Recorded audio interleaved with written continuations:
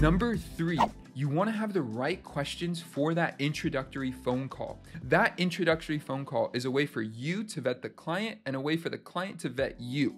You want to make sure you know what you're vetting for. You want to have a list of questions that you can use to go through the phone call with. What do they say? The person who asks more questions on the call or in the conversation is the one who is leading the conversation. You want to make sure you lead the conversation every single time. So the resource I have here is I have a list of all the questions I ask on a phone call or possibly can ask on a phone call. I don't ask all of them every time, but I have a list of them that you can get if you check the link down below.